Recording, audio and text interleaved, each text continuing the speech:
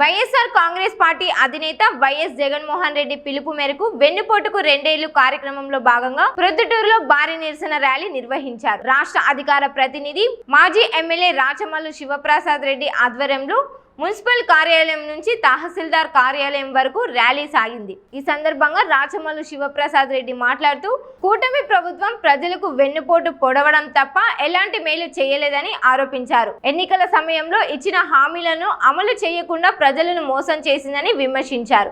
Super 6 పథకాలు super failure గా మారాయని, మహిళలు, రైతులు, యువత సహా అన్ని వర్గాలను చంద్రబాబు ప్రభుత్వం నిరాశపరిచిందని అన్నారు. కార్యక్రమంలో వైసీపీ నాయకులు, కార్యకర్తలు, అభిమానులు పెద్ద సంఖ్యలో పాల్గొని ప్రభుత్వానికి వ్యతిరేకంగా నినాదాలు చేశారు. కూటమి ప్రభుత్వాన్ని ప్రొద్దుటూరు నియోజకవర్గ ఓటరు మహాశైల పక్షాన చాలా సూటిగా ప్రశ్నిస్తూ ఉన్నాం. మేము ఈరోజు మీరు ప్రభుత్వాన్ని ఏర్పాటు చేసి పాలన కొనసాగించబట్టి 2 సంవత్సరాలైంది. ఈ 2 సంవత్సరాల కాలంలో మీరు చేయని అభివృద్ధిని, ఇవ్వని సంక్షేమాన్ని ఇచ్చినట్టుగా, చేసినట్టుగా అబద్ధాలతో మీ విజయోత్సవ సభను తిరుపతిలో ఈరోజు జరుపుకుంటున్నారు. మీ ప్రభుత్వము, మీ పాలన విఫలమైందని చెప్పి ప్రజలు ఈరోజు శాంతియుతమైనటువంటి నిరసన ర్యాలీల ద్వారా మీ ప్రభుత్వం విఫలమైంది, మేము అసమ్మతితో ఉండాము నీ ప్రభుత్వం పట్ల అని ప్రజలు, వైఎస్ఆర్ కాంగ్రెస్ పార్టీ మీ పట్ల నిరసన వ్యక్తం చేస్తుంది. మేము అడుగుతూ ఉన్నాం ప్రజల పక్షాన ఈ ప్రభుత్వాన్ని, తెలుగుదేశం పార్టీని, జనసేన పార్టీని, మీరు తిరుపతిలో ఏదైతే ఈరోజు సభ 11 గంటలు పెట్టుకొని చేయని గొప్పతనాన్ని, ప్రజలకు చేయని అభివృద్ధిని, ఇవ్వని సంక్షేమాన్ని చెప్తా ఉన్నారు. నిజంగా మీకు నైతిక విలువలే గన ఉంటే, చంద్రబాబు నాయుడు ప్రభుత్వానికి నైతిక విలువలు ఉంటే, నేను అడుగుతున్నానో వైఎస్ఆర్ కాంగ్రెస్ పార్టీ అడుగుతుందని మీరు అనుకోవద్దు. తెలుగుదేశం పార్టీ నాయకులారా, ప్రజలు అడుగుతున్నారు. ప్రజల మాటకు మీరు సమాధానం చెప్పి విజయోత్సవ సభ జరుపుకోవాలన్నా జరుపుకోకూడదనేది మీరే ఆలోచించుకోండి. ఎందుకంటే ప్రజలలో తీవ్రమైన వ్యతిరేకత ఉన్నప్పుడు, చెప్పిన హామీలను మీరు నెరవేర్చినప్పుడు, చెప్పిన సంక్షేమాన్ని, అభివృద్ధిని మీరు ఇయ్యనప్పుడు ప్రజలు ఆగ్రహంగా మిమ్మల్ని ప్రశ్నిస్తూ ఉండే సందర్భంలో మీరు విజయోత్సవ సభను పెట్టుకుంటే చాలా నీచమైనటువంటి మానసిక స్థితిగా భావించాల్సి వస్తుంది. మంచి చేసి, గొప్ప చేసి విజయోత్సవ సభలు జరుపుకోవాలి. మేము అడుగుతూ ఉన్నాం, మీ విజయోత్సవ సందర్భాన్ని, సభను పురస్కరించుకొని మీరు జరిపే ఆ సభను ఉద్దేశించి నేను అడుగుతూ ఉన్నా. ఈ ప్రొద్దుటూరు నియోజకవర్గ ప్రజల మొదలుకొని ఇచ్చాపురం వరకు అడుగుతూ ఉన్నా. మొట్టమొదటిది, మీరు చెప్పిన హామీలలో మీరు విజయోత్సవ సభ జరుపుకోకూడదు అనడానికి మొట్టమొదటి కారణం, ఈ రాష్ట్రంలో ఉండబడిన 18 సంవత్సరాలు నిండిన ఆడపిల్లలకు 59 సంవత్సరాల వరకు ఎంతమంది ఆడపిల్లలు ఉంటే అంతమందికి 1500 రూపాయల చొప్పున మీ అకౌంట్లో ప్రతి నెల 1వ తారీఖు వేస్తానని చెప్పినావు కదా చంద్రబాబు నాయుడు, ఇది ఇచ్చినావా అని అడుగుతున్నారు ప్రజలు. నువ్వు ఇచ్చి ఉంటే తిరుపతిలో విజయీభవ అని చెప్పి సభ పెట్టుకో, లేకుంటే విశాఖపట్నంలో పెట్టుకో, విజయవాడలో పెట్టుకో, మాకు అభ్యంతరం లేదు. నువ్వు ఇచ్చినావా? ఇయ్యలే. మరి ఇవ్వకుండా నువ్వు ప్రజలకు ఇచ్చిన సంక్షేమాన్ని ఇవ్వకుండా విజయోత్సవ సభను ఏ విధంగా జరుపుకోగలుగుతావు? నైతిక విలువలు ఉండేవాడు, మానం, మర్యాద, రోసం, గౌరవం ఉండేవాడు జరుపుకుంటాడా? ఎవడు జరుపుకోడు. పోనీలే అబ్బా, 10 చెప్పింటాము ఎన్నికలకు ముందు, 1, 2 ఇచ్చిండము, మిగతా 8 ఇచ్చినాం కాబట్టి జరుపుకోవచ్చు. మేము ఇయ్యనా ఒకదాన్ని నువ్వు ప్రస్తావిస్తున్నావు, రాచమల్లు నువ్వు చాలా తెలివిపరుని కాబట్టి తెలివిగా మాట్లాడుతున్నావు అని చెప్పి నన్ను మీరు అంటారేమో. అందుకే మరొక్క అవకాశం, మరొక్క సంక్షేమ పథకం. 50 సంవత్సరాలకే ఎస్సీ, ఎస్టీ, బీసీ, మైనారిటీ వారందరికీ సామాజిక పెన్షన్ 4000 రూపాయలు ఇస్తానని చెప్పినావు కదా. ఈ రాష్ట్రంలో 50 సంవత్సరాలు నిండిన వాళ్ళు 1000 కాదు, లక్షలు కాదు, ఇంకా లక్షలకు మించి ఏళ్ళ 50 లక్షలు, 40 లక్షలు, 30 లక్షలు ఉంటే వాళ్ళల్లో ఒక్కరికైనా సామాజిక పెన్షన్ నువ్వు ఇచ్చినావా? మరి సామాజిక పెన్షన్ నువ్వు ఇచ్చినప్పుడు ఆ 50 సంవత్సరాల వయసు కలిగిన వాళ్ళు నిన్ను ప్రశ్నిస్తారా? ప్రశ్నించరా?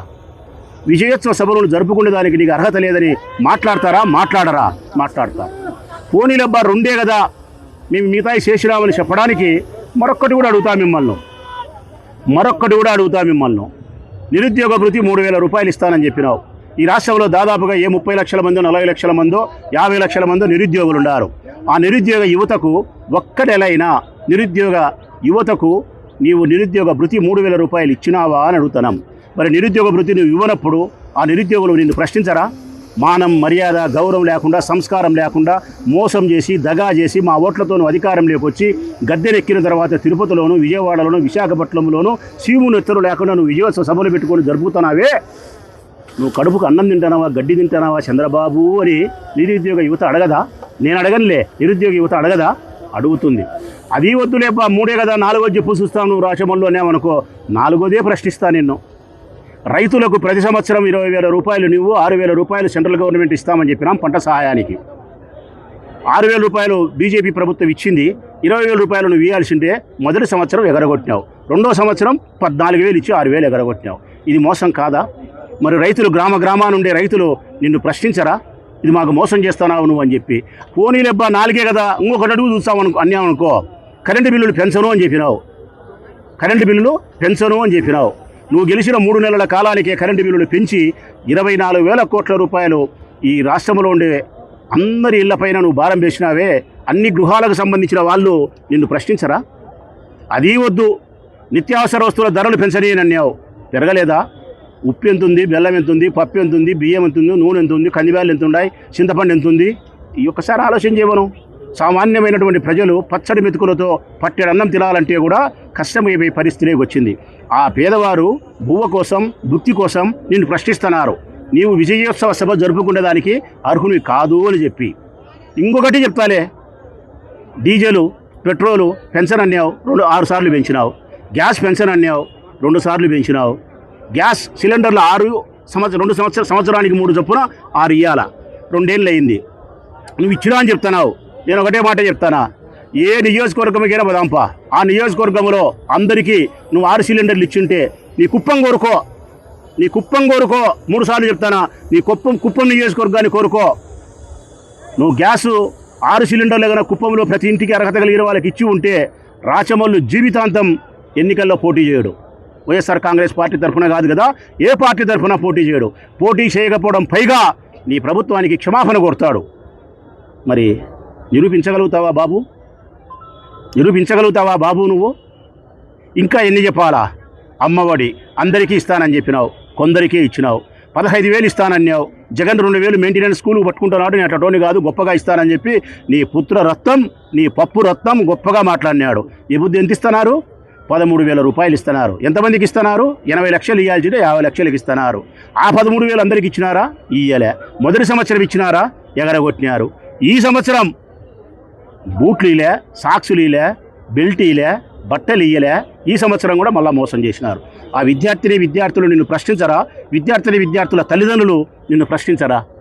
మరొకటి అడుగుతానా, ఫీజు రియంబర్స్మెంట్ పథకం ఆపేసినావు పూర్తిగా. ఈరోజు డిగ్రీ పూర్తయిన వాళ్ళు సర్టిఫికేట్ తీసుకోవాలంటే డబ్బు కట్టి తెచ్చుకోవాలా. చదువుకునే వాళ్ళు ఇంటికి పోయి వాళ్ళ అమ్మను వాళ్ళ ఆయన అడిగి సర్టిఫికేట్ తెచ్చుకొని లెక్క ఇచ్చి చదువుకోవాలా. ఫీజు రియంబర్స్మెంట్ ఆగిపోయినప్పుడు ఆ విద్యార్థులు విజయోత్సవ సభ జరుపుకునే దానికి నీకు అర్హత లేదని ప్రశ్నిస్తూ ఉంటే ముఖం తీసి ఆడబెట్టుకుంటావు బాబు నువ్వు. ఆరోగ్యశ్రీ పథకాన్ని గొప్పగా తీసుకొచ్చిన వాడు రాజశేఖర రెడ్డి. 25 లక్షల ఆరోగ్యశ్రీ కార్డు ఇచ్చిన వాడు మా నాయకుడు జగన్మోహన్ రెడ్డి. నువ్వేం చేసినావు? ఈరోజు ప్రైవేట్ హాస్పిటల్లో బోర్డు పెట్టినారు, డబ్బు ఉంటే లోపలికి రాండి, డబ్బు లేకుంటే లోపలికి రావద్దు, ఆరోగ్యశ్రీ వర్తించదు అని చెప్తే లెక్క ఉన్నవాడు చూపించుకుంటున్నాడు, లెక్క లేనివాడు సస్తానాడు, అప్పు చేస్తున్నాడు, అప్పు చేసి సచ్చి బతికి పేదవాళ్ళు చూపించుకునే పరిస్థితి ఉంది. ఈ దారుణమైన దుర్మార్గమైనటువంటి చర్యకు నువ్వు కారణభూతుడివై, నీ పార్టీ కారణమై, నీ ప్రభుత్వం కారణమై నువ్వు తిరుపతిలో మళ్ళా వెంకటేశ్వర స్వామి నివాసం ఉండే చోట అబద్ధాలతో కూడిన విజయోత్సవ సభని పెట్టుకుంటే ఆ ఏడుకొండల వాడు నిన్ను క్షమిస్తాడా? క్షమించాడు. తప్పనిసరిగా నీకు టిట్ ఫర్ టాట్, నీకు కుక్క కాటుకు చెప్పు దెబ్బన్నట్టు నీకు బుద్ధి జరగాల్సిన పద్ధతిలో బుద్ధి జరుగుతుంది. ఇది కాకుండా జగన్మోహన్ రెడ్డి ఇచ్చిన సంక్షేమ పథకాలను కూడా అమలు చేస్తామని చెప్పినావు సూపర్ 6తో పాటు. నేను అడుగుతా ఉన్నా నిన్ను, 45 సంవత్సరాలకు ఇచ్చే పెన్షన్ 18,750 రూపాయలు ప్రతి మహిళకు, 40 సంవత్సరాలకు 45 ఏళ్లకో. ఎన్నేళ్ళకమ్మా? 45 సంవత్సరాలకు ఇచ్చినావా? నాడు నేడు ద్వారా స్కూళ్ళకు చేయాల్సిన అభివృద్ధి కార్యక్రమాలను చేసినావా? చేనేత వాళ్ళకి సంబంధించి నువ్వు చెప్పిన మాట ఒక్కటైనా నిలబెట్టుకున్నావా? 200 యూనిట్లు అన్నావు, 500 యూనిట్లు అన్నావు, మొన్న ప్రకటించినావు. అది ఇంకా అమల్లోకి వచ్చిందో రాలేదు కూడా తెలిసే పరిస్థితి లేదు. 2 సెంట్లతో ఇల్లు ఇస్తానని చెప్పినావు, 3 సెంట్లతో గ్రామీణ ప్రాంతాల్లో కొంప కట్టిస్తానని చెప్పినావు. ఈ బదులు ఒక ఇల్లు కట్టించినావా? ఒక ఇల్లు కట్టించలేకపోయినావు. రైతు భరోసా ఇవ్వలే. జగన్మోహన్ రెడ్డి గారు చేనేతలకు ప్రతి సంవత్సరం 24,000 రూపాయలు ఇచ్చినాడు. చేనేత సదస్సు నేతన్న నేస్తామని చెప్పి 24,000 రూపాయలు ఇచ్చినాడు. 5 సంవత్సరాలు ఇచ్చినాడు. నువ్వు ఇచ్చినావా?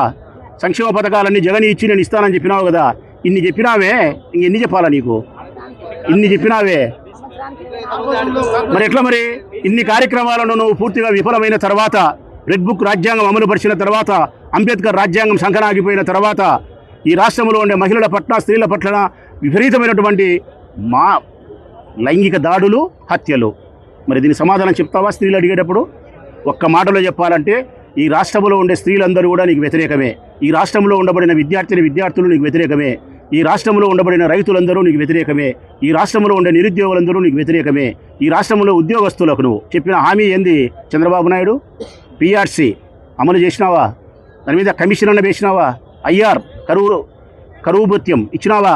4 డిఏలు ఇచ్చినావా? వాళ్ళ పాత బకాయికి 30,000 కోట్ల రూపాయలు వాళ్ళకి ఇవ్వాల్సిన అరియర్స్ ఇచ్చినావా? వాళ్ళ 10 యాపులు తీసేసి ఒక యాప్లో పని పెట్టినావే, ఆత్మగౌరవం దెబ్బతీసినావే, చేసినావా? అంటే నిరుద్యోగులు నీ పట్ల వ్యతిరేకమే, ఉద్యోగులు నీ పట్ల వ్యతిరేకమే, చదువుకుంటే పిల్లలు నీ పట్ల వ్యతిరేకమే, ఆ పిల్లల కన్య తల్లి నీకు వ్యతిరేకమే, వ్యవసాయం చేసి బ్రతికే రైతు నీకు వ్యతిరేకమే, మొత్తం రాష్ట్రమంతా నీకు వ్యతిరేకమైతే మీరు మాత్రం విజయోత్సవ సభ పెట్టుకుంటున్నారు. సిగ్గు లేక, మానం లేక, మర్యాద లేక, రోసం చచ్చి, మీ రక్తం చల్లబడి, మీ సీము నెత్తురు చల్లబడి, సిగ్గులేని బ్రతుకు మీరు బ్రతుకుతూ విజయోత్సవ సభ జరుగుతున్నారు. నేను మాట్లాడింది తప్పు అనుకుంటే నా పట్ల ప్రజలు ఎటువంటి చర్యలు తీసుకున్నా, ప్రజలు నా పట్ల ఎంత నిర్దాక్షిణ్యంగా రాచమల్లు తప్పు మాట్లాడాడని చెప్పి నేను ఏమి మాట్లాడినా కూడా స్వీకరించడానికి నేను సంసిద్ధమే. నీవు విజయోత్సవ సభ జరుపుకునేదానికి అర్హుని కాదు. విజయోత్సవ సభ జరుపుకునేదానికి నీవు అర్హునివి కాదు. ఎందుకంటే సచ్చిన వారికి ఎట్టి పరిస్థితుల్లో కళ్యాణం చెయ్యరు, మరణానికి ఎట్టి పరిస్థితుల్లో కళ్యాణం చెయ్యరు. నీ పార్టీ కూడా సచ్చిన పార్టీ. ఆ పార్టీకి కళ్యాణము చేయలేవు, నువ్వు వసంతము చేయలేవు, శోభనము చేయలేవు, సంసారము చేయలేవు. నీది నీచమైనటువంటి బ్రతుకుగా ఈ రాష్ట్ర ప్రజలు అభివర్ణిస్తున్నారు. నీ చేతనైతే సమాధానం చెప్పు.